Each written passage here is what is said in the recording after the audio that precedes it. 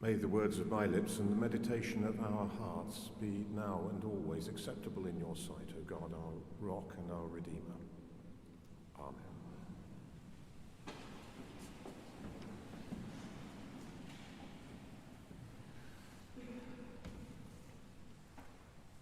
In church terms, this is the last Sunday after Trinity, and the reading from the letter to Timothy has a suitably valedictory tone.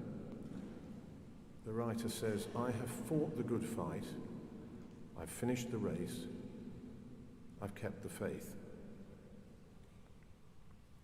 More elegant and clearer in meaning, perhaps, than the valedictory quotation from Terminator 2, which I've heard a number of times again in the last few days.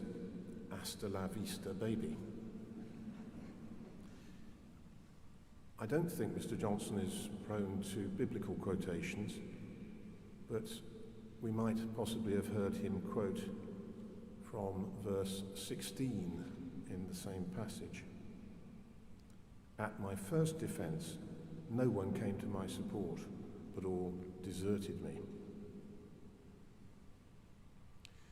These are tumultuous times in our politics, in our media, in our economy.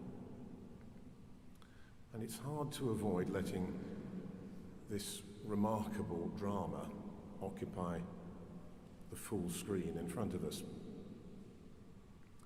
But we come to church and we place the scriptures in such a central place in our worship, in part to step back from the immediate, from the ephemeral, to give ourselves perspective, to know ourselves to be rooted in a very long story of God's interaction with us humans.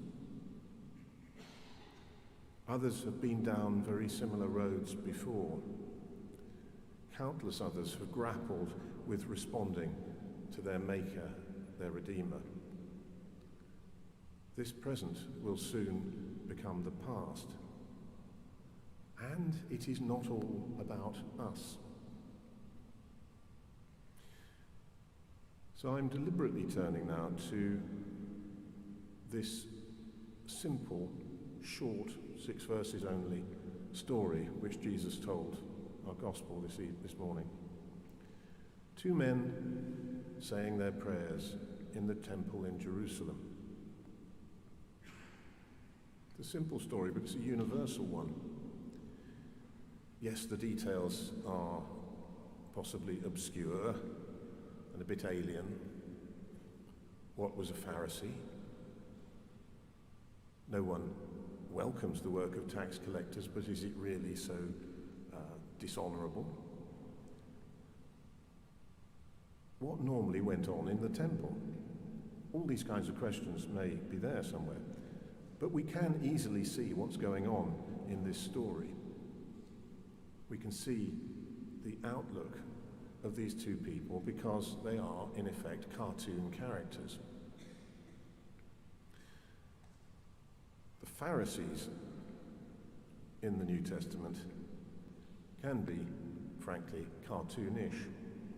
So much so that if you look up the definition in the shorter Oxford Dictionary of the word Pharisee, you'll find a self-righteous person, a formalist, a hypocrite. Many years ago, a rabbi said to me that while he found much of the Christian scriptures both familiar and very beautiful, he was puzzled by this usage. To him, this long-gone group of devout Jews were rather heroic figures whose commitment to keeping their faith alive in day-to-day life had played a major part in helping his people to survive the traumas of Roman destruction of Jerusalem and of his people's millennia of exile and persecution.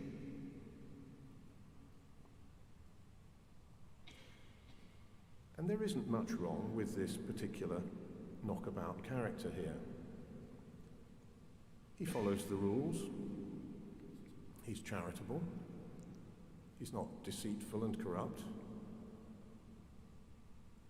But he is rather unpalatably smug about his own religiosity, and he gives himself, frankly, a rather more positive rating than the people around him or the particular man next to him. But this other chap is the hero of this story. He doesn't make any comparisons, except the one he makes between himself and God. He realizes how far short of that measure he is, and he realizes that he depends on the mercy of his Maker. You and I haven't come here this morning, whether in person or online, because we are spiritual heroes in some way. I can assure you we aren't. What we may gain here and take away from here is a truer grasp of the loving mercy of God and a truer sense of how it moulds our lives. The collect, which came very early in this service, has been relocated to this last Sunday after Trinity from the season of Advent, where, generally speaking, it had become swamped by all that getting ready for Christmas. That collect is an annual reminder of the central place of the Scriptures. We come back again and again to these ancient texts, and we come back in order to learn and read, mark, learn, inwardly digest, and so on, to be challenged, to be puzzled, yes, to be encouraged, and ultimately to be enriched, because they can give us a truer perspective. And we meet God here in these words. We meet him in tangible ways in the sacrament of Christ's body and blood. And please God, we meet God here in one another. We have come to this temple, this vast place set up here for the glory and the worship of God,